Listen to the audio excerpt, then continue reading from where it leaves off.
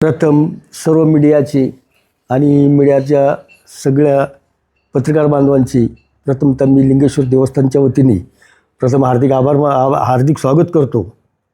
आणि आज या ठिकाणी आमच्या समेत आमच्या लिंगेश्वर देवस्थानचे ट्रस्ट अध्यक्ष माननीय डी.बी. फापाळे सर, त्याचप्रमाणे आमचे विश्वस्त माननीय हरिभाऊ फापाळे, त्यानंतर सुदामजी हांडे, उत्तमजी हादवळे आणि सदाशिव गुरुजी हे आम्ही सर्व या ठिकाणी उपस्थित आहे।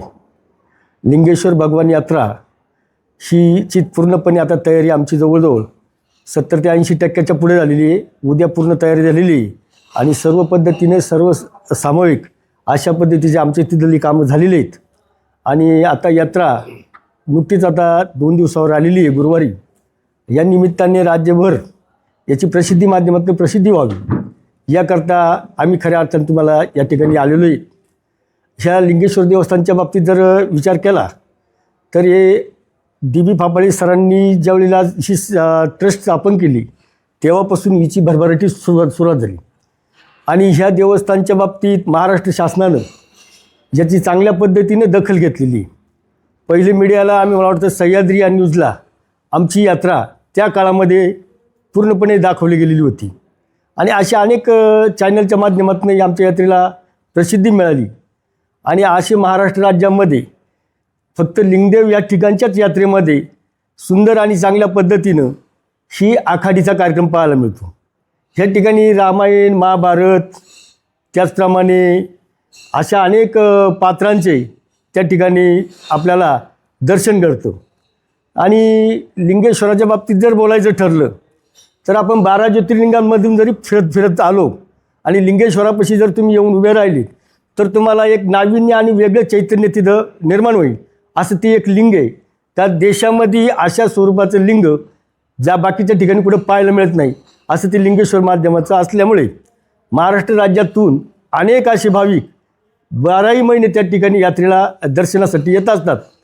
आणि अशा पद्धतीनं हे शासनानं सुद्धा याची दखल घेतली आणि सांस्कृतिक याच्या मंडळामार्फत नुकतंच आमच्या आखाडीचा कार्यक्रम पुणे या ठिकाणी सुद्धा विद्यापीठामध्ये झालेला आहे।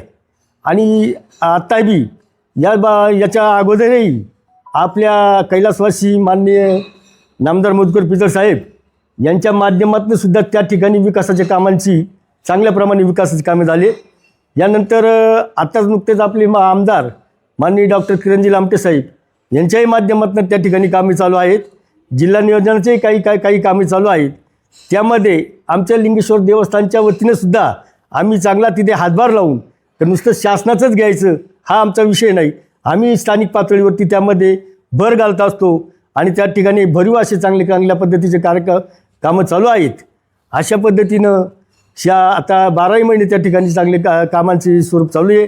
आता नुकतीच आखाडीची आमची पूर्ण तयारी झालेली आहे, यात्रेची पूर्ण तयारी झालेली आहे।